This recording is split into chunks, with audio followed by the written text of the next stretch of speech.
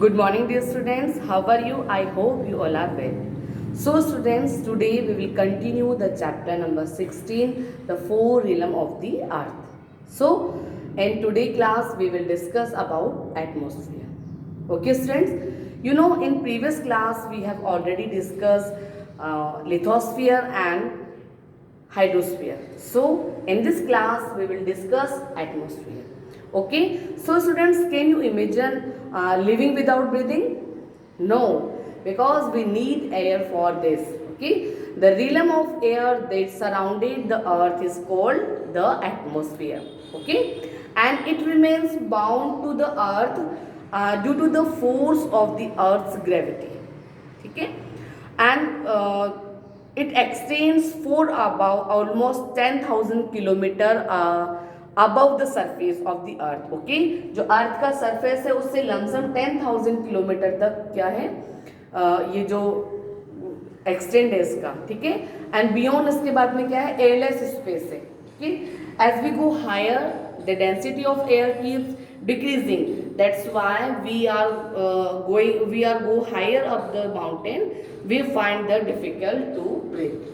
So atmosphere जो है वो उसका composition कैसे बना है, means how many gases are included the composition of the atmosphere. So see, this is a diagram of composition of the atmosphere, and large part of the our atmosphere covered by nitrogen.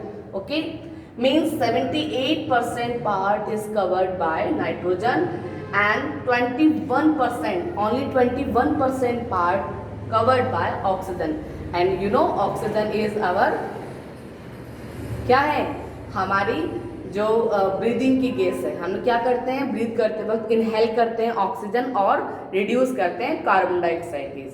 ठीक है, तो carbon dioxide gas कितनी है composition में, only 0.03%, and organ जो है वो 0.93% है, एंड अदर जो गैसेस है वो 0.04% है. सो इस तरीके से ये सारी जो गैसेस है, all gases are included and compose our atmosphere. Okay, तो इस तरीके से हमारे एटमॉस्फेयर का ये कंपोजिशन है. ओके,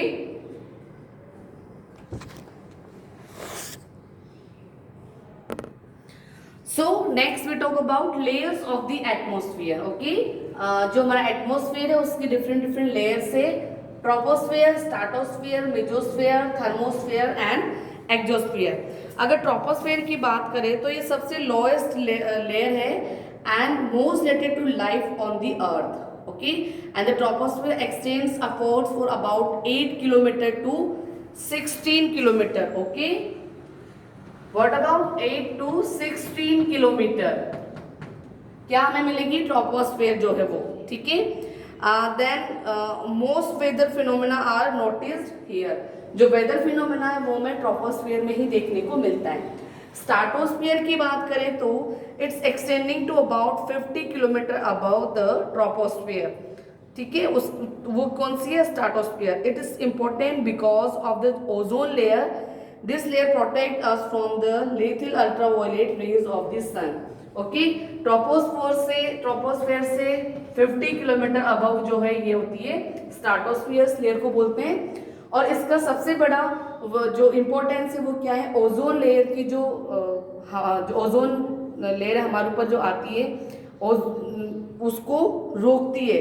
ठीक है, ये जो ओजोन लेयर है उससे प्रोटेक्ट करती है, जो कि हमारी अर्थ तक डायरेक्ट ना आ पाए उसके लिए. नेक्स्ट है mesosphere. Mesosphere, which extends above the stratosphere, is where many matters get burned as they enter the Earth's atmosphere. This stretches to about 85 kilometer. Okay, ये कितना होता है, 85 किलोमीटर तक क्या होती है मेसोस्फेयर. थर्मोस्फेयर की बात करें तो थर्मोस्फेयर क्या होती है, that also included the ionosphere, overlaps the mesosphere and continues to about 640 kilometer. Okay, 640 kilometer पर क्या होती है, थर्मोस्फीयर होता है. और the ionosphere is important as it's electrified molecules and Ions make radio and television wave transmission possible. All satellite were therefore stationed in this layer. ठीक है, जितने भी सिग्नल्स हमारे जो आते हैं ना वो इसी लेयर की वजह से पॉसिबल हो पाते हैं. ठीक है. एंड लास्ट है beyond the thermosphere ionosphere is the exosphere which is made up of extremely rarefied air. It extend about 10,000 kilometers. Space stations are located and its lower margins. The exosphere merges with outer space. Okay, तो इसकी जो है वो 10,000 kilometre है. ठीक है. Okay, I will show.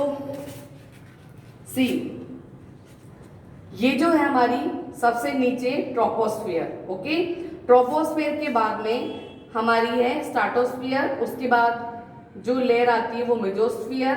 उसके बाद थर्मोस्फियर और लास्ट में जो लेयर आती है वो हमारी एक्सोस्फियर.